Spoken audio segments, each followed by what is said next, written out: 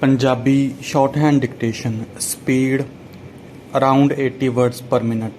Be ready. Start.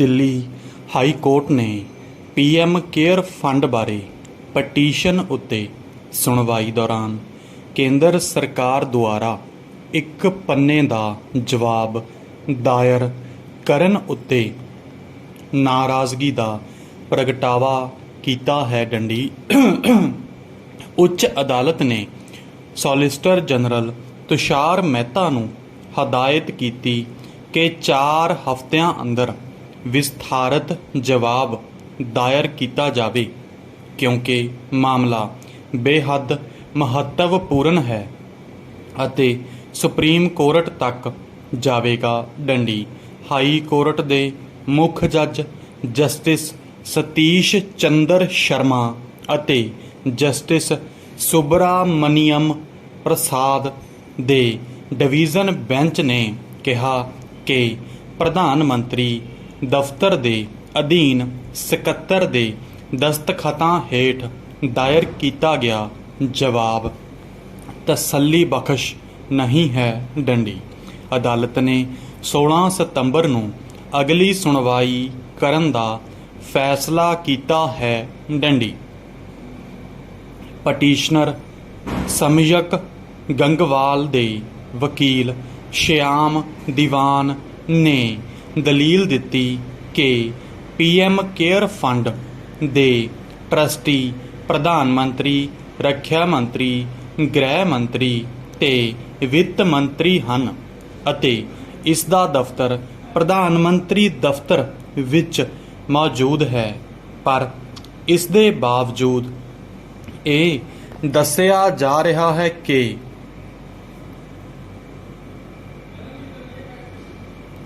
ਇਸ ਉੱਤੇ ਨਾ ਤਾਂ ਸਰਕਾਰ ਦਾ ਕੋਈ ਕੰਟਰੋਲ ਹੈ ਅਤੇ ਨਾ ਹੀ ਇਸ ਨੂੰ ਸੂਚਨਾ ਦੇ ਅਧਿਕਾਰ ਕਾਨੂੰਨ ਤਹਿਤ ਲੋਕਾਂ ਪ੍ਰਤੀ ਜਵਾਬਦੇਹੀ ਲਈ ਜਨਤਕ ਅਥਾਰਟੀ ਮੰਨਿਆ ਜਾ ਸਕਦਾ ਹੈ। ਡੰਡੀ ਇਸੇ ਪਟੀਸ਼ਨਰ ਦੁਆਰਾ ਦਾਇਰ ਕੀਤੀ ਇੱਕ ਹੋਰ ਜਨਹਿਤ ਪਟੀਸ਼ਨ ਜਿਸ ਵਿੱਚ ਇਸ ਫੰਡ ਨੂੰ ਜਾਣਕਾਰੀ ਅਧਿਕਾਰ ਕਾਨੂੰਨ ਅਧੀਨ ਲਿਆਉਣ ਅਤੇ ਇਸ ਸੰਬੰਧੀ ਜਾਣਕਾਰੀ ਜਨਹਿਤ ਕਰਨ ਦੀ ਮੰਗ ਕੀਤੀ ਗਈ ਹੈ। ਪੈਰਾ ਚੇਂਜ ਨੂੰ ਵੱਖਰੇ ਤੌਰ ਤੇ ਸੁਣਿਆ ਜਾ ਰਿਹਾ ਹੈ। ਡੰਡੀ ਕੇਂਦਰ ਸਰਕਾਰ ਦੇ ਵਕੀਲ ਅਨੁਸਾਰ ਸਾਰੇ ਵੇਰਵੇ ਉਸ ਪਟੀਸ਼ਨ ਦੇ ਜਵਾਬ ਵਿੱਚ ਦਿੱਤੇ ਗਏ ਹਨ। ਡੰਡੀ ਪਟੀਸ਼ਨਰ ਨੇ ਸਵਾਲ ਪੁੱਛਿਆ ਹੈ ਕਿ ਜੇ ਜ਼ਿਲ੍ਹਾ ਕੁਲੈਕਟਰ ਸਬ ਡਿਵੀਜ਼ਨਲ ਮੈਜਿਸਟਰੇਟ ਅਤੇ ਹੋਰ ਅਫਸਰ ਤੇ ਕਰਮਚਾਰੀ ਟਰਸਟੀ ਬਣ ਕੇ ਕੋਈ ਟਰਸਟ ਬਣਾ ਲੈਣ ਤਾਂ ਕੀ ਉਹਨਾਂ ਉੱਤੇ ਵੀ ਕੋਈ ਸਰਕਾਰੀ ਕੰਟਰੋਲ ਨਹੀਂ ਹੋਵੇਗਾ। ਇਸੇ ਤਰ੍ਹਾਂ ਸੂਬਿਆਂ ਦੇ ਮੁੱਖ ਮੰਤਰੀ ਆਪਣੇ ਸੀਨੀਅਰ ਮੰਤਰੀਆਂ ਨਾਲ ਮਿਲ ਕੇ ਅਜਿਹੇ ਟਰਸਟ ਬਣਾਉਣਾ ਸ਼ੁਰੂ ਕਰ ਦੇਣਗੇ ਜੋ ਸਰਕਾਰੀ ਕੰਟਰੋਲ ਅਤੇ ਜਨਤਕ ਜਵਾਬਦੇਹੀ ਤੋਂ ਮੁਕਤ ਹੋਣਗੇ। ਡੰਡੀ ਪਟੀਸ਼ਨਰ ਦੀ ਦਲੀਲ ਹੈ ਕਿ ਸੰਵਿਧਾਨ ਕਿਸੇ ਵੀ ਕਾਰਜਕਾਰੀ ਅਹੁਦੇ ਉੱਤੇ ਕੰਮ ਕਰਦੇ ਵਿਅਕਤੀ ਨੂੰ ਸਰਕਾਰੀ ਕੰਟਰੋਲ ਤੋਂ ਬਾਹਰ ਬਣੇ ਟਰਸਟ ਦਾ ਮੈਂਬਰ ਬਣਨ ਦੀ ਇਜਾਜ਼ਤ ਨਹੀਂ ਦਿੰਦਾ। ਡੰਡੀ PM ਕੇਅਰ ਫੰਡ 2020 ਵਿੱਚ ਕਰੋਨਾ ਦਾ ਸਾਹਮਣਾ ਕਰਨ ਲਈ ਸਥਾਪਿਤ ਕੀਤਾ ਗਿਆ ਸੀ ਅਤੇ ਇਸ ਰਾਹੀਂ ਵੱਡੇ ਪੱਧਰ ਉੱਤੇ ਫੰਡ ਇਕੱਠੇ ਕੀਤੇ ਗਏ ਸਨ। ਡੰਡੀ ਇਸ ਫੰਡ ਵਿੱਚ ਕਾਰਪੋਰੇਟ ਘਰਾਣਿਆਂ, ਜਨਤਕ ਖੇਤਰ ਦੇ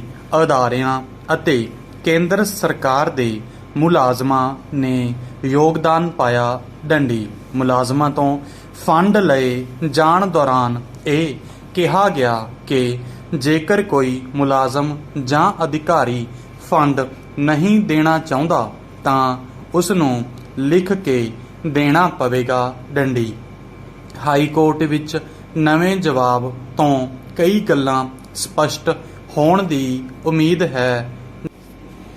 Punjabi shorthand dictation. Punjabi Tribune ਸੰਪਾਦਕੀ। Speed around 85 words per minute। Be ready. Start. Computer ਦੇ ਇਸ ਯੁੱਗ ਵਿੱਚ ਜਿਸ ਤਰ੍ਹਾਂ ਸਭ ਕੁਝ ਤੇਜ਼ ਰਫ਼ਤਾਰ ਨਾਲ ਹੋ ਰਿਹਾ ਹੈ, ਉਸੇ ਤਰ੍ਹਾਂ ਸਾਡੀ ਜ਼ਿੰਦਗੀ ਦਾ ਅਹਿਮ ਕਾਰਜ ਵਿਆਹ ਵੀ ਅੱਜ ਦੇ ਇਸ ਤੇਜ਼ੀ ਦੇ ਯੁੱਗ ਦੀ ਭੇਟ ਚੜ੍ਹ ਰਿਹਾ ਹੈ। ਡੰਡੀ। ਅਸੀਂ ਦੇਖਦੇ ਹਾਂ ਕਿ ਜ਼ਿਆਦਾਤਰ ਵਿਆਹ ਅੱਜ ਕੱਲ੍ਹ ਮੈਰਿਜ ਪੈਲੇਸਾਂ ਵਿੱਚ ਹੋ ਰਹੇ ਹਨ। ਡੰਡੀ। ਮੰਨਦੇ ਹਾਂ ਕਿ ਅੱਜ ਦੇ ਘੱਟ ਸਮੇਂ ਵਾਲੇ ਯੁੱਗ ਵਿੱਚ ਮੈਰਿਜ ਪੈਲੇਸ ਕਾਫੀ ਹੱਦ ਤੱਕ ਸਹਾਈ ਹੁੰਦੇ ਹਨ, ਕਿਉਂਕਿ ਮਨ 'ਤੇ ਕੋਈ ਵਾਧੂ ਬੋਝ ਨਹੀਂ ਰਹਿੰਦਾ। ਡੰਡੀ। ਪਰ ਅਫਸੋਸ ਇਹ ਸਾਡੀਆਂ ਵਿਰਾਸਤੀ ਵਿਸ਼ੇਸ਼ਤਾਵਾਂ ਲਈ ਘਾਤਕ ਸਿੱਧ ਹੋ ਰਿਹਾ ਹੈ। ਡੰਡੀ। ਲੋੜ ਹੈ ਸੋਚਣ ਦੀ ਅਤੇ ਆਪਣੇ ਅਮੀਰ ਵਿਰਸੇ ਨੂੰ ਸੰਭਾਲਣ ਦੀ। ਆਪਣੀ ਵਿਰਾਸਤ ਦਾ ਦੀਵਾ ਜਗਦੇ ਰੱਖਣ ਦੀ। ਡੰਡੀ। ਪਿਛਲੇ ਦਿਨੀ ਮੈਂ ਵੀ ਮੈਰਿਜ ਪੈਲੇਸ ਵਿੱਚ ਹੋਇਆ ਇੱਕ ਵਿਆਹ ਦੇਖਿਆ। ਡੰਡੀ। ਐਤਵਾਰ ਦਾ ਦਿਨ ਸੀ। ਡੰਡੀ। ਮੈਂ ਬੜੇ ਚਾਵਾਂ ਨਾਲ ਆਪਣੇ ਦੋਸਤ ਦੇ ਵਿਆਹ ਵਿੱਚ ਸ਼ਾਮਲ ਹੋਣ ਲਈ ਮੈਰਿਜ ਪੈਲੇਸ ਵਿੱਚ ਪਹੁੰਚਿਆ ਤਾਂ ਖੁਸ਼ੀ ਦਾ ਮਾਹੌਲ ਬਣਿਆ ਹੋਇਆ ਸੀ। ਡੰਡੀ। ਤੇਜ਼ੀ ਦੇ ਇਸ ਯੁੱਗ ਵਿੱਚ ਸਭ ਕੁਝ ਤੇਜ਼ੀ ਨਾਲ ਹੋ ਰਿਹਾ ਸੀ। ਪਤਾ ਹੀ ਨਹੀਂ ਲੱਗਿਆ ਕਿ ਕਦੋਂ ਤੇ ਕਿੱਥੇ ਆਨੰਦ ਕਾਰਜ ਹੋ ਗਏ। ਡੰਡੀ।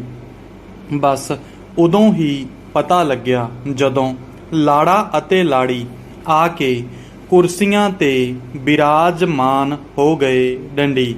ਕੁਝ ਪਤਾ ਨਹੀਂ ਲੱਗ ਰਿਹਾ ਸੀ ਕਿ ਕਿਹੜਾ ਕੁੜੀ ਵਾਲਾ ਹੈ ਅਤੇ ਕਿਹੜਾ ਮੁੰਡੇ ਵਾਲਾ। ਡੰਡੀ। ਪੈਂਟ ਕੋਟ ਟਾਈ ਵਿੱਚ ਸਜੇ ਲੋਕਾਂ ਨੇ ਸੋਹਣਾ ਹਾਰ ਸ਼ਿੰਗਾਰ ਕੀਤਾ ਹੋਇਆ ਸੀ। ਡੰਡੀ। ਹਰ ਮੁਟਿਆਰ ਤੇ ਗੱਭਰੂ ਦੇ ਮਨ ਦੀ ਲਾਲਸਾ ਇਹ ਕਹਿ ਰਹੀ ਸੀ ਕਿ ਸ਼ਾਇਦ ਮੈਂ ਹੀ ਸਭ ਤੋਂ ਸੁੰਦਰ ਹਾਂ। ਡੰਡੀ। ਥੋੜੇ ਸਮੇਂ ਬਾਅਦ ਸਟੇਜੀ ਪ੍ਰੋਗਰਾਮ ਸ਼ੁਰੂ ਹੋਇਆ ਤੇ ਨਾਲ ਹੀ ਸ਼ਗਨ ਦੇਣ ਦਾ ਦੌਰ ਵੀ ਸ਼ੁਰੂ ਹੋਇਆ। ਡੰਡੀ। ਸ਼ਰਾਬ ਦੇ ਨਸ਼ੇ ਵਿੱਚ ਗੁੱਟ ਕਈ ਆਦਮੀ ਸ਼ਗਨ ਵਾਲਾ ਕੰਮ ਵੀ ਮਿੰਟਾਂ ਸਕਿੰਟਾਂ ਵਿੱਚ ਨਿਬੇੜ ਆਏ। ਡੰਡੀ। ਸਟੇਜ 'ਤੇ ਵਾਰੋ ਵਾਰੀ ਪੈਰਾ ਚੇਂਜ। ਆਰਕੈਸਟਰਾ ਵਾਲੀਆਂ ਕੁੜੀਆਂ ਆਪਣੇ ਫਨ ਦਾ ਮੁਜ਼ਾਹਰਾ ਕਰ ਰਹੀਆਂ ਸਨ। ਡੰਡੀ। ਸਭ ਉਹਨਾਂ ਵੱਲ ਵੇਖ ਕੇ ਖੁਸ਼ ਹੋ ਰਹੇ ਸਨ। ਡੰਡੀ। ਮੈਂ ਪੈਲਸ ਦੇ ਕੋਨੇ ਵਿੱਚ ਕੌਫੀ ਦਾ ਕੱਪ ਫੜ ਕੇ ਇਹ ਸਭ ਕੁਝ ਵੇਖ ਰਿਹਾ ਸੀ ਤੇ ਨਾਲ ਹੀ ਮੇਰਾ ਦਿਮਾਗ ਸੋਚਾਂ ਦੇ ਸਮੁੰਦਰ ਵਿੱਚ ਗੋਤੇ ਖਾਣ ਲੱਗਿਆ ਤੇ ਮੇਰਾ ਖਿਆਲ ਆਪਣੇ ਵਿਰਾਸਤੀ ਰੀਤੀ ਰਿਵਾਜਾਂ ਵੱਲ ਗਿਆ। ਡੰਡੀ। ਪਿਛਲੇ ਲਗਭਗ 4 ਦਹਾਕਿਆਂ ਦੇ ਵਿਆਹ ਤਾਂ ਮੈਂ ਖੁਦ ਦੇਖੇ ਹਨ। ਡੰਡੀ। ਇਸ ਤੋਂ ਵੀ ਕੁਝ ਦਹਾਕੇ ਪਹਿਲਾਂ ਦੀਆਂ ਗੱਲਾਂ ਵੀ ਹਨ ਜੋ ਮੇਰੇ ਦਾਦਾ ਜੀ ਦੱਸਦੇ ਹੁੰਦੇ ਸਨ ਕਿ ਉਸ ਵੇਲੇ ਵਿਆਹ ਕਿਵੇਂ ਹੁੰਦੇ ਸਨ। ਡੰਡੀ। ਸੋਚਿਆ ਕਿ ਉਹ ਵੀ ਸਮਾਂ ਹੁੰਦਾ ਸੀ ਜਦੋਂ ਪਿੰਡਾਂ ਵਿੱਚ ਕਿਸੇ ਦੇ ਵਿਆਹ ਹੁੰਦਾ ਸੀ ਤਾਂ ਸਾਰੇ ਪਿੰਡ ਵਿੱਚ ਰੌਣਕ ਜਿਹੀ ਆ ਜਾਂਦੀ ਸੀ। ਡੰਡੀ।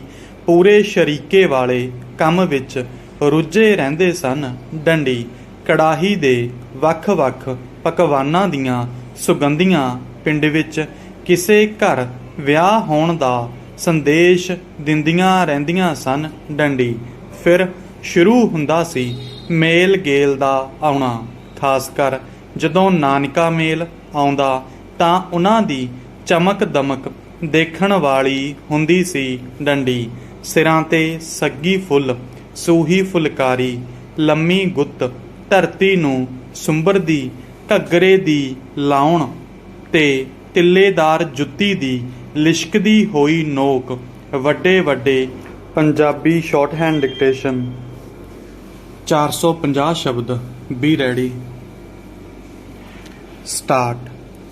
ਪਿਛਲੇ 10 ਸਾਲਾਂ ਤੋਂ ਮੈਂ ਮੋਹਾਲੀ ਵਿਖੇ ਰਹਿ ਰਹੀ ਹਾਂ ਡੰਡੀ। ਮੂਲ ਰੂਪ ਵਿੱਚ ਸਾਡਾ ਸਬੰਧ ਪਿੰਡ ਨਾਲ ਹੈ ਡੰਡੀ। ਅਸੀਂ ਪਿੰਡ ਤੋਂ ਭਾਵੇਂ ਦੂਰ ਹੋ ਗਏ ਹਾਂ, ਪਰ ਪਿੰਡ ਸਾਡੇ ਅੰਦਰ ਵਸਦਾ ਹੈ ਡੰਡੀ। ਆਪਣੇ ਜੱਦੀ ਪੁਸ਼ਤੀ ਪਿੰਡ ਨੂੰ ਛੱਡ ਕੇ ਸ਼ਹਿਰਾਂ ਵੱਲ ਪ੍ਰਵਾਸ ਦਾ ਕਾਰਨ ਪਹਿਲਾਂ ਆਪਣੀ ਨੌਕਰੀ ਸੀ, ਹੁਣ ਬੱਚਿਆਂ ਦੀਆਂ ਨੌਕਰੀਆਂ ਹਨ ਡੰਡੀ। ਮੇਰੇ ਕੋਲੋਂ ਛੱਜੂ ਦਾ ਚੁਬਾਰਾ ਭਾਵ ਆਪਣਾ ਘਰ ਚਿਰੋਕਣਾ ਛੁੱਟ ਗਿਆ ਹੈ ਡੰਡੀ। ਰਿਹਾਇਸ਼ ਸਾਡੀ ਹੁਣ ਵੀ ਚੁਬਾਰਿਆਂ ਵਿੱਚ ਹੀ ਹੈ ਡੰਡੀ। ਇਹ ਚੰਗਾ ਵਧੀਆ ਖੁੱਲਾ ਮਕਾਨ ਹੈ ਡੰਡੀ। ਬਾਲਕੋਨੀ 'ਚ ਖੜੇ ਹੋ ਕੇ ਦੂਰ ਤੱਕ 2 ਮੰਜ਼ਲੇ 3 ਮੰਜ਼ਲੇ ਮਕਾਨਾਂ ਦੀ ਕਤਾਰ ਨਜ਼ਰ ਆਉਂਦੀ ਹੈ ਡੰਡੀ। ਪਰ ਇਹ ਡੱਬਾਬੰਦ ਜਿਹੇ ਘਰਾਂ ਵਿੱਚ ਮੈਨੂੰ ਕੋਈ ਹਿਲਜੁਲ ਜਾਂ ਰੌਣਕ ਨਜ਼ਰ ਨਹੀਂ ਆਉਂਦੀ ਡੰਡੀ। ਹਾਂ, ਆਉਂਦੇ ਜਾਂਦੇ ਘਰਾਂ ਵਿੱਚ ਦਾਖਲ ਹੁੰਦੇ ਲੋਕ ਜ਼ਰੂਰ ਦਿਖਾਈ ਦੇ ਜਾਂਦੇ ਹਨ ਡੰਡੀ। ਹਰ ਘਰ 'ਚ ਐਸ਼ੋ ਆਰਾਮ ਦਾ ਉਹ ਸਭ ਸਾਮਾਨ ਮੌਜੂਦ ਹੈ ਜੋ ਪੈਸਾ ਖਰੀਦ ਸਕਦਾ ਹੈ, ਫਿਰ ਵੀ ਰੂਹ ਜਿਵੇਂ ਗਾਇਬ ਹੈ ਡੰਡੀ। ਜ਼ਿੰਦਗੀ ਦੀ ਧੜਕਣ ਦਾ ਅਹਿਸਾਸ ਕਿਧਰੇ ਨਹੀਂ ਹੁੰਦਾ ਡੰਡੀ। ਅਜਿਹੇ ਘਰਾਂ ਲਈ ਹੀ ਸ਼ਾਇਦ ਕਿਸੇ ਸ਼ਾਇਰ ਨੇ ਕਿਹਾ ਹੈ, ਨਾ ਦਰਵਾਜ਼ੇ ਮੁਹੱਬਤ ਕੇ, ना कोई प्यार की खिड़की, ज़मीं की कोख से ये जाने कैसे घर निकल आए डंडी। ਇੱਟਾਂ ਪੱਥਰ ਦੇ ਇਹਨਾਂ ਖਾਮੋਸ਼ ਬਸੇਰਿਆਂ ਨੂੰ ਦੇਖ ਕੇ ਮੈਨੂੰ 6 ਕੁ ਦਹਾਕੇ ਪਹਿਲਾਂ ਦਾ ਸਮਾਂ ਸ਼ਿੱਦਤ ਨਾਲ ਚੇਤੇ ਆਉਂਦਾ ਹੈ ਡੰਡੀ, ਜਦੋਂ ਅਸੀਂ ਆਪਣੇ ਕਸਬੇ ਦੀ ਕੱਚੀ ਪੱਕੀ ਹਵੇਲੀ 'ਚ ਚਾਰੇ ਪਰਿਵਾਰ ਇਕੱਠੇ ਰਹਿੰਦੇ ਸਾਂ ਡੰਡੀ। ਇਹ ਹਵੇਲੀ ਦਾਦਾ ਜੀ ਨੇ ਆਪਣੇ 4 ਪੁੱਤਰਾਂ ਲਈ ਬਣਵਾਈ ਸੀ ਡੰਡੀ। ਪੈਰਾ ਚੇਂਜ।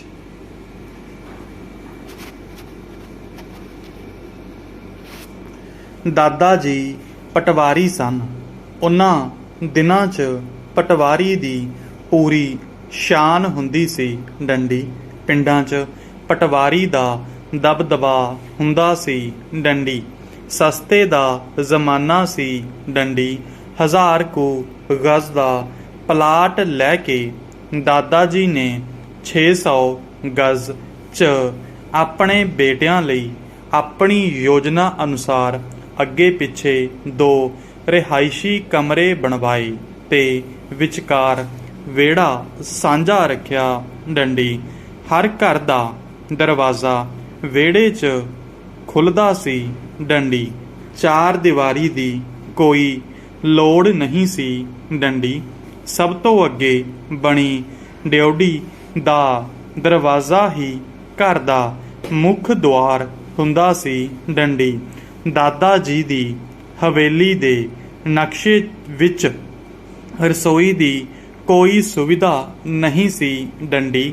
ਇਸ ਦੀ ਸ਼ਾਇਦ ਲੋੜ ਹੀ ਨਹੀਂ ਸਮਝੀ ਗਈ ਡੰਡੀ। ਭਾਵੇਂ ਇਹ ਔਰਤਾਂ ਦਾ ਨਿੱਜੀ ਮਸਲਾ ਸੀ ਡੰਡੀ। ਰੋਟੀ ਟੁੱਕ ਤਾਂ ਬਣਾਉਣਾ ਹੀ ਸੀ ਡੰਡੀ। ਸੋ ਸਭ ਨੇ ਆਪਣੇ ਆਪੇ ਕਮਰਿਆਂ ਦੇ ਅੱਗੇ ਕੰਧ ਨਾਲ ਓਟੇ ਬਣਾ ਲਏ। ਡੰਡੀ ਓਟਾ ਭਾਵ ਹਵਾ ਤੇ ਠੰਡ ਤੋਂ ਬਚਣ ਲਈ ਅਤੇ ਖਾਣ ਪੀਣ ਦਾ ਥੋੜ੍ਹਾ ਓਲਾ ਰੱਖਣ ਲਈ ਬਣਾਈ ਓਟ ਡੰਡੀ। ਸਮਝੋ ਕੱਚੀ ਜਾਂ ਅਸਥਾਈ ਰਸੋਈ ਡੰਡੀ 3 ਪਾਸਿਆਂ ਤੋਂ 4-5 ਫੁੱਟ ਉੱਚੀ ਕੰਧ ਵੱਲ ਰੋਟੀ ਪਾਣੀ ਬਣਾਉਣ ਦਾ ਜੁਗਾੜ ਕਰ ਲਿਆ ਗਿਆ। ਡੰਡੀ ਸਰਦੀਆਂ 'ਚ ਕੋਈ ਔਕੜ ਨਹੀਂ ਸੀ ਆਉਂਦੀ। ਡੰਡੀ ਗਰਮੀਆਂ ਦੀ ਧੁੱਪ 'ਚ ਵਾਣ ਦੀ ਮੰਜੀ ਕੰਧ ਨਾਲ ਟੇਢੀ ਕਰਕੇ ਧੁੱਪ ਤੋਂ ਬਚਣ ਦਾ ਉਪਰਾਲਾ ਕੀਤਾ ਜਾਂਦਾ ਸੀ। ਡੰਡੀ ਮੰਜੀ ਦੀ ਡੱਬ ਖੜੱਬੀ ਜਿਹੀ ਛਾਂ ਵਿੱਚ ਬਚਾ ਤਾਂ ਕਾਹਦਾ ਹੁੰਦਾ, ਹਾਂ ਤਸੱਲੀ ਜ਼ਰੂਰ ਹੁੰਦੀ। ਡੰਡੀ ਇਹ ਬਿਨਾਂ ਛੱਤ ਦੀ ਡੰਗ ਟਪਾਊ ਰਸੋਈ ਸਾਡੇ ਪੰਜਾਬੀ ਸ਼ਾਰਟਹੈਂਡ ਡਿਕਟੇਸ਼ਨ ਸਪੀਡ 95 ਸ਼ਬਦ ਪ੍ਰਤੀ ਮਿੰਟ। Be ready start. ਉਸ ਵੱਡੀ ਹਵੇਲੀ ਵਿੱਚ ਅਪਣੱਤ ਤੇ ਅਟੁੱਟ ਸਾਂਝ ਸੀ। ਡੰਡੀ ਸਿਰਫ ਖਾਣਾ ਪੀਣਾ ਤੇ ਰਹਿਣਾ ਹੀ ਵੱਖਰਾ ਸੀ। ਬਾਕੀ ਸਭ ਕੁਝ ਇੱਕ ਦੂਜੇ ਦੀ ਸਹਿਮਤੀ ਨਾਲ ਹੀ ਹੁੰਦਾ ਸੀ, ਜਿਵੇਂ ਭੈਣਾਂ ਦੇ ਘਰੀਂ ਨਾਨਕ ਛੱਕ ਲੈ ਕੇ ਜਾਣਾ ਜਾਂ ਰਿਸ਼ਤੇਦਾਰਾਂ ਦੇ ਸੁੱਖ ਦੁੱਖ ਵਿੱਚ ਸ਼ਰੀਕ ਹੋਣਾ। ਡੰਡੀ ਉਸ ਕੱਚੀ ਪੱਕੀ ਹਵੇਲੀ 'ਚ ਰਹਿਣ ਵਾਲਿਆਂ ਦੇ ਰਿਸ਼ਤੇ ਪੱਕੇ ਸਨ। ਡੰਡੀ ਗਰਮੀਆਂ ਦੀਆਂ ਰਾਤਾਂ ਨੂੰ ਬਾਹਰ ਵਿਹੜੇ ਵਿੱਚ ਮੰਜੇ ਢਾਹ ਹੁੰਦੇ ਤਾਂ ਲੱਗਦਾ ਜਿਵੇਂ ਵਿਆਹ ਦਾ ਮੇਲ ਉਤਰਿਆ ਹੋਵੇ। ਡੰਡੀ ਬਾਅਦ ਵਿੱਚ 2 ਭਰਾਵਾਂ ਨੇ ਚੁਬਾਰੇ ਛੱਤ ਲਏ। ਡੰਡੀ ਬਹੁਤੀ ਗਰਮੀ ਵਿੱਚ ਅਸੀਂ ਮੰਜੇ ਛੱਤ ਤੇ ਡਾਉਂਦੇ। ਡੰਡੀ ਚੁਬਾਰਾ ਸਾਨੂੰ ਹਾਲੇ ਨਸੀਬ ਨਹੀਂ ਸੀ ਹੋਇਆ। ਡੰਡੀ ਜ਼ਰਾ ਜਿੰਨੀ ਕਿਣਮਿਣ ਹੋਣ ਤੇ ਅਸੀਂ ਸਾਰੇ ਲਟਾ ਪੀਂਗ ਹੁੰਦੇ ਹੇਠਾਂ ਉਤਰਦੇ ਤੇ ਭੈਣਾਂ ਮੰਜੇ ਬਿਸਤਰੇ ਉਤਾਰਦੀਆਂ। ਡੰਡੀ ਮੈਂ ਅੱਧ ਸੁੱਤੇ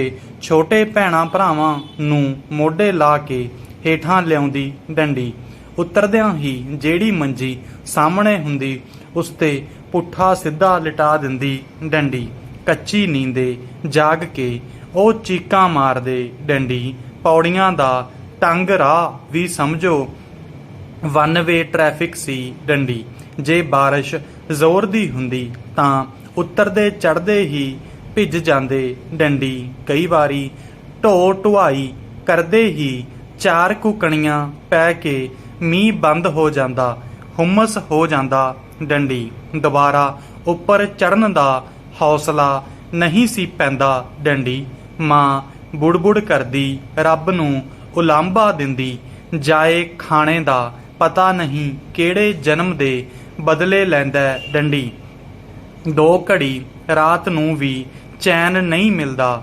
ਡੰਡੀ ਵਿੱਚੇ ਬਾਬੂ ਜੀ ਨੂੰ ਲਪੇਟ ਲੈਂਦੀ, ਲੱਗਦਾ ਥਾਣੇਦਾਰੀ ਦਾ 2 ਖਣ ਦਾ ਚੁਬਾਰਾ ਹਾਲੇ ਤੱਕ ਛੱਤਿਆ ਨਹੀਂ ਗਿਆ। ਡੰਡੀ ਉਹ ਸਦਰਾਈਆਂ ਨਜ਼ਰਾਂ ਨਾਲ ਚੁਬਾਰਿਆਂ ਵੱਲ ਦੇਖਦੀ। ਡੰਡੀ ਮੈਨੂੰ ਲੱਗਦਾ ਵੇ ਥਾਣੇਦਾਰਾ ਉੱਚੀ ਹਵੇਲੀ ਪਾ, ਵੇ ਥਾਣੇਦਾਰਾ 2 ਮੰਜਿਆਂ ਦੀ ਥਾਂ ਵਰਗੇ ਗੀਤ ਇਹੋ ਜਿਹੇ ਹਾਲਾਤ 'ਚੋਂ ਹੀ ਉਪਜੇ ਹੋਣਗੇ। ਡੰਡੀ ਪੈਰਾ ਚੇਂਜ। ਸਵੇਰ ਤੱਕ ਮਾਂ ਦੀ ਸਾਰੀ ਤਲਖੀ ਦੂਰ ਹੋ ਜਾਂਦੀ। ਡੰਡੀ ਉਹ ਨਿੱਤ ਦੇ ਕੰਮ ਉਵੇਂ ਸਹਿਜ ਨਾਲ ਨਿਬੇੜਦੀ। ਡੰਡੀ ਸ਼ਾਮ ਨੂੰ ਜੇ ਵਿਹਲ ਮਿਲਦੀ ਤਾਂ ਦਰਾਣੀਆਂ ਜੇਠਾਣੀਆਂ ਮਿਲ ਬੈਠਦੀਆਂ ਤਾਂ ਸੱਸ ਨਿੰਦਾ ਪੁਰਾਣ ਦਾ ਇੱਕ ਅੱਧਾ ਅਧਿਆਏ ਵੀ ਪੜ੍ਹਿਆ ਜਾਂਦਾ। ਡੰਡੀ ਕਦੀ ਕਦੀ ਤੂੰ ਮੈਂ ਵੀ ਹੁੰਦੀ। ਡੰਡੀ ਜ਼ੋਰਦਾਰ ਝੜਪ ਉਦੋਂ ਹੁੰਦੀ ਜਦੋਂ ਬੱਚੇ ਆਪਸ ਵਿੱਚ ਲੜ ਪੈਂਦੇ। ਡੰਡੀ ਕਿਸੇ ਤਾਈ ਨੂੰ ਜੇ ਆਪਣੇ ਬੱਚੇ ਦੀ ਕੁੱਟਮਾਰ ਦਾ ਪਤਾ ਲੱਗਦਾ ਤਾਂ ਦਰਾਣੀਆਂ ਜਠਾਣੀਆਂ ਆ ਨੀ ਜਠਾਣੀਏ ਲੜਾਈ ਕਰੀਏ ਦੇ ਅੰਦਾਜ਼ 'ਚ ਕਮਰ ਕੱਸੇ ਕਰਕੇ ਮੈਦਾਨ 'ਚ ਉਤਰਦੀਆਂ ਤੇ ਉਹ ਆਡਾ ਲਾਉਂਦੀਆਂ ਕਿ ਰਹੇ ਰੱਬ ਦਾ ਨਾਂ, ਮਿਹਣੋ ਮਿਹਣੀ ਹੁੰਦੀਆਂ, ਇੱਕ ਦੂਜੇ ਦੇ ਅਗਲੇ ਪਿਛਲੇ ਪੁਣਦੀਆਂ। ਸਾਨੂੰ ਲੱਗਦਾ ਹੁਣ ਇਹ ਮਹਾਭਾਰਤ ਕਦੇ ਬੰਦ ਨਹੀਂ ਹੋਣਾ। ਡੰਡੀ ਆਖਰ ਥੱਕ ਹਾਰ ਕੇ ਉਹ ਆਪ ਹੀ ਸ਼ਾਂਤ ਹੋ ਜਾਂਦੀਆਂ ਤੇ ਥੋੜੀ ਦੇਰ 'ਚ ਇਹ ਵੀ ਭੁੱਲ ਜਾਂਦੀਆਂ ਕਿ ਕਿਹੜੀ ਗੱਲ ਤੇ ਲੜਾਈ ਹੋਈ ਸੀ ਡੰਡੀ। ਅਗਲੇ ਦਿਨ ਫਿਰ ਹੱਸਦੀਆਂ, ਮਖੌਲ ਕਰਦੀਆਂ, ਸਿਰ ਜੋੜ ਜੋੜ ਗੱਲਾਂ ਕਰਦੀਆਂ ਡੰਡੀ। ਅਸੀਂ ਵਿੱਚੋਂ ਵਿੱਚ ਖੁਸ਼ ਹੁੰਦੇ। ਸਾਡੇ ਘਰਾਂ ਦੇ ਪਾਣੀ ਦੇ ਨਿਕਾਸ ਲਈ ਵਿਹੜੇ ਦੇ ਵਿਚਕਾਰੋਂ ਨਾਲੀ ਲੰਘਦੀ ਸੀ ਡੰਡੀ। ਉਹ ਜਿਵੇਂ ਚਾਰਾਂ ਘਰਾਂ ਵਿਚਕਾਰ ਇੱਕ ਕੁਦਰਤੀ ਸੀਮਾ ਸੀ ਡੰਡੀ। 2 ਘਰ ਇੱਧਰ ਤੇ 2 ਘਰ ਉੱਧਰ ਡੰਡੀ। ਸਾਡੇ ਕਮਰਿਆਂ ਨਾਲ ਹੀ ਖੁੱਲੀ ਡਿਉਢੀ ਸੀ ਡੰਡੀ। ਸਾਰੇ ਘਰਾਂ ਲਈ ਲਾਂਘਾ ਉਹੀ ਸੀ ਡੰਡੀ। ਡਿਉਢੀ ਨਾਲ ਕੰਧ ਸਾਂਝੀ ਹੋਣ ਕਰਕੇ ਕਦੀ ਕਦੀ ਮਾਂ ਲੱਕੜੀਆਂ ਜਾਂ ਪਾਥੀਆਂ ਡਿਉਢੀ ਦੇ ਇੱਕ ਕੋਨੇ 'ਚ ਟਿਕਾ ਦਿੰਦੀ ਡੰਡੀ। ਲੰਘਦਿਆਂ ਵੜਦਿਆਂ ਜੇ ਵੱਡੀ ਤਾਈ ਦੀ ਨਜ਼ਰ ਉਹਨਾਂ ਤੇ ਪੈ ਜਾਂਦੀ ਤਾਂ ਉਹ ਥੋੜੀ ਦੇਰ ਬਾਅਦ ਹੀ 2-4 ਲੱਕੜਾਂ ਲਿਆ ਕੇ ਸਾਡੇ ਵਾਲੀਆਂ ਦੇ ਨਾਲ ਹੀ ਸਜਾ ਦਿੰਦੀ ਡੰਡੀ। ਇਹ ਇੱਕ ਤਰ੍ਹਾਂ ਦਾ ਐਲਾਨ ਹੁੰਦਾ ਕਿ ਡਿਉਢੀ ਸਿਰਫ ਸਾਡੀ ਨਹੀਂ, ਉਹ ਵੀ ਬਰਾਬਰ ਦੀ ਹਿੱਸੇਦਾਰ ਹੈ। ਪੰਜਾਬੀ ਸ਼ਾਰਟਹੈਂਡ ਡਿਕਟੇਸ਼ਨ ਸਪੀਡ 100 ਸ਼ਬਦ ਪ੍ਰਤੀ minute. Be ready start. Miss world Punjab ਦਾ ਇਹ ਮੁਕਾਬਲਾ ਸੱਭਿਆਚਾਰਕ ਸੱਥ ਪੰਜਾਬ ਦੇ ਜਸਮੇਰ ਸਿੰਘ ਢੱਟ ਦੀ ਅਗਵਾਈ 'ਚ ਪਿਛਲੇ 30 ਸਾਲਾਂ ਤੋਂ ਕਰਵਾਇਆ ਜਾ ਰਿਹਾ ਹੈ ਡੰਡੀ। ਇਸ ਵਾਰ ਇਹ ਮੁਕਾਬਲਾ ਸੁੱਖੀ ਨਿੱਜਰ ਦੇ ਸਹਿਯੋਗ ਨਾਲ ਟੋਰਾਂਟੋ ਵਿੱਚ ਕਰਵਾਇਆ ਜਾ ਰਿਹਾ ਹੈ ਡੰਡੀ। ਇਸ ਲੜੀ ਤਹਿਤ ਲੁਧਿਆਣਾ ਦੇ ਰਾਮਗੜੀਆ ਗਰਲਜ਼ ਕਾਲਜ ਵਿੱਚ ਮਿਸ ਇੰਡੀਆ ਪੰਜਾਬਣ ਮੁਕਾਬਲਾ ਕਰਵਾਇਆ ਗਿਆ ਡੰਡੀ। ਇਸ ਵਿੱਚ ਦੇਸ਼ ਭਰ ਵਿੱਚੋਂ 15 ਮੁਟਿਆਰਾਂ ਨੇ ਹਿੱਸਾ ਲਿਆ ਡੰਡੀ। ਪਹਿਲੇ ਰਾਊਂਡ ਵਿੱਚ ਪੰਜਾਬੀ ਗੀਤਾਂ ਤੇ ਲੋਕ ਨਾਚ ਮੁਕਾਬਲਾ ਹੋਇਆ ਡੰਡੀ। ਦੂਜੇ ਰਾਊਂਡ ਵਿੱਚ ਮੁਟਿਆਰਾਂ ਨੇ ਗੀਤ ਗਾਉਣ ਤੋਂ ਇਲਾਵਾ ਅਦਾਕਾਰੀ ਅਤੇ ਕਾਮੇਡੀ ਵਿੱਚ ਆਪਣੇ ਜੌਹਰ ਦਿਖਾਏ ਡੰਡੀ। ਤੀਜੇ ਦੌਰ ਵਿੱਚ ਪੰਜਾਬੀ ਸੱਭਿਆਚਾਰ ਤੇ ਵਿਰਸੇ ਨਾਲ ਸੰਬੰਧਿਤ ਸਵਾਲ ਪੁੱਛੇ ਗਏ ਅਤੇ ਬੋਲੀਆਂ ਪਾਉਣ ਨੂੰ ਕਿਹਾ ਗਿਆ ਡੰਡੀ। ਇਸ ਦੌਰ ਵਿੱਚ ਕੁਝ ਮੁਟਿਆਰਾਂ ਫਾਡੀ ਰਹੀਆਂ ਡੰਡੀ। ਜੱਜਾਂ ਵਿੱਚ ਅਦਾਕਾਰ ਅਮਰ ਨੂਰੀ, ਇੰਦਰਜੀਤ ਨਿੱਕੂ ਅਤੇ ਹਰਿੰਦਰ ਹੁੰਦਲ ਤੋਂ ਇਲਾਵਾ ਕਲਾਸੀਕਲ ਡਾਂਸ ਦੀ ਮਾਹਿਰ ਸ਼ੁਭਜੀਤ ਕੌਰ ਅਤੇ ਸਾਬਕਾ ਮਿਸਿਜ਼ ਪੰਜਾਬਣ ਜੋਤੀ ਅਰੋੜਾ ਸ਼ਾਮਿਲ ਸਨ ਡੰਡੀ। ਮੰਚ ਸੰਚਾਲਨ ਡਾਕਟਰ ਨਿਰਮਲ ਜੌੜਾ ਤੇ ਡਾਕਟਰ ਜਸਲੀਨ ਕੌਰ ਨੇ ਕੀਤਾ ਡੰਡੀ। ਗੁਰੂ ਰਾਮਦਾਸ ਜੀ ਦੀ ਵਰੋਸਾਈ ਨਗਰੀ ਅੰਮ੍ਰਿਤਸਰ ਦੀ ਖੂਬਸੂਰਤੀ ਵਿੱਚ ਇੱਥੋਂ ਦਾ ਪ੍ਰਸਿੱਧ ਇਤਿਹਾਸਕ ਰਾਮ ਬਾਗ ਹੋਰ ਵੀ ਵਾਧਾ ਕਰਦਾ ਹੈ ਡੰਡੀ। ਸ਼ੇਰੇ ਪੰਜਾਬ ਮਹਾਰਾਜਾ ਰਣਜੀਤ ਸਿੰਘ ਵੱਲੋਂ ਇਸ ਪਵਿੱਤਰ ਸ਼ਹਿਰ ਵਿੱਚ ਬਣਾਏ ਰਾਮ ਬਾਗ ਦੀ ਸੁੰਦਰਤਾ ਅੱਜ ਵੀ ਬਾਕਮਾਲ ਹੈ ਅਤੇ ਇਸ ਨੂੰ ਦੇਖ ਕੇ ਲਾਹੌਰ ਦਰਬਾਰ ਦੀ ਪੈਰਾਚੇਂਜ ਸ਼ਾਨੋ ਸ਼ੌਕਤ ਦਾ ਅੰਦਾਜ਼ਾ ਸਹਿਜੇ ਹੀ ਲਗਾਇਆ ਜਾ ਸਕਦਾ ਹੈ ਡੰਡੀ। ਅੰਮ੍ਰਿਤਸਰ ਵਿੱਚ ਰੋਜ਼ਾਨਾ 1 ਲੱਖ ਤੋਂ ਵੱਧ ਸ਼ਰਧਾਲੂ ਯਾਤਰੂ ਹਰਿਮੰਦਰ ਸਾਹਿਬ ਦੇ ਦਰਸ਼ਨਾਂ ਨੂੰ ਜਾਂਦੇ ਹਨ, ਪਰ ਜਾਣਕਾਰੀ ਨਾ ਹੋਣ ਕਾਰਨ ਬਹੁਤ ਘੱਟ ਯਾਤਰੂ ਰਾਮ ਬਾਗ ਜਾਂਦੇ ਹਨ ਡੰਡੀ। ਮਹਾਰਾਜਾ ਰਣਜੀਤ ਸਿੰਘ ਅੰਮ੍ਰਿਤਸਰ ਸ਼ਹਿਰ ਨੂੰ ਬਹੁਤ ਪਿਆਰ ਕਰਦੇ ਸਨ ਡੰਡੀ। ਭਾਵੇਂ ਸਰਕਾਰ ਇਹ ਖਾਲਸਾ ਦੀ ਰਾਜਧਾਨੀ ਲਾਹੌਰ ਸੀ, ਪਰ ਸਿੱਖ ਮਾਨਸਿਕਤਾ ਵਿੱਚ ਹਮੇਸ਼ਾ ਹੀ ਅੰਮ੍ਰਿਤਸਰ ਦਾ ਸਿਰਮੌਰ ਸਥਾਨ ਰਿਹਾ ਹੈ ਡੰਡੀ। ਮਹਾਰਾਜਾ ਰਣਜੀਤ ਸਿੰਘ ਦੇ ਹੁਕਮਾਂ ਤੇ ਸੰਨ 1819 ਵਿੱਚ ਸਰਕਾਰ ਏ ਖਾਲਸਾ ਨੇ ਅੰਮ੍ਰਿਤਸਰ ਸ਼ਹਿਰ ਦੀ ਉੱਤਰੀ ਬਾਹੀ ਤੇ ਹਰਿਮੰਦਰ ਸਾਹਿਬ ਤੋਂ ਕਰੀਬ 1 ਕਿਲੋਮੀਟਰ ਦੂਰ ਖੂਬਸੂਰਤ ਬਾਗ ਬਣਾਉਣਾ ਸ਼ੁਰੂ ਕੀਤਾ ਡੰਡੀ। ਸ਼ੇਰੇ ਪੰਜਾਬ ਨੇ ਇਸ ਬਾਗ ਨੂੰ ਬਣਾਉਣ ਦੀ ਜ਼ਿੰਮੇਵਾਰੀ ਮਸ਼ਹੂਰ ਮੁਸਲਿਮ ਆਰਕੀਟੈਕਟ ਮੁਹੰਮਦ ਯਾਰ ਨੂੰ ਦਿੱਤੀ ਡੰਡੀ। ਸੰਨ 1831 ਵਿੱਚ ਇਹ ਬਾਗ ਬਣ ਕੇ ਮੁਕੰਮਲ ਹੋਇਆ ਅਤੇ ਇਸ ਉੱਪਰ ਉਸ ਸਮੇਂ 1,45,000 ਰੁਪਏ ਖਰਚਾ ਆਇਆ ਡੰਡੀ। ਬਾਗ ਵਿੱਚ ਬਹੁਤ ਸੁੰਦਰ ਬਗੀਚੇ, ਫਲ ਫੁੱਲ ਅਤੇ ਛਾਂਦਾਰ ਪੌਦੇ ਲਗਾਏ ਗਏ ਡੰਡੀ। ਫੁੱਲ ਬੂਟਿਆਂ ਨੂੰ ਪਾਣੀ ਦੇਣ ਅਤੇ ਬਾਗ ਦੀ ਸੁੰਦਰਤਾ ਵਧਾਉਣ ਲਈ ਫੁਹਾਰੇ ਲਗਾਏ ਗਏ ਡੰਡੀ। ਮਹਾਰਾਜੇ ਦੀ ਰਿਹਾਇਸ਼ ਲਈ ਬਾਗ ਦੇ ਵਿਚਕਾਰ ਬਾਰਾਂਦਰੀ ਵਰਗੀ ਇੱਕ ਬਹੁਤ ਖੂਬਸੂਰਤ ਇਮਾਰਤ ਬਣਾਈ ਗਈ, ਜਿਸ ਨੂੰ ਸ਼ੀਸ਼ ਮਹਿਲ ਦੇ ਨਾਮ ਨਾਲ ਜਾਣਿਆ ਜਾਂਦਾ ਹੈ। ਡੰਡੀ ਇਸ ਤੋਂ ਇਲਾਵਾ ਡਿਉਢੀ ਅਤੇ ਹੋਰ ਇਮਾਰਤਾਂ ਵੀ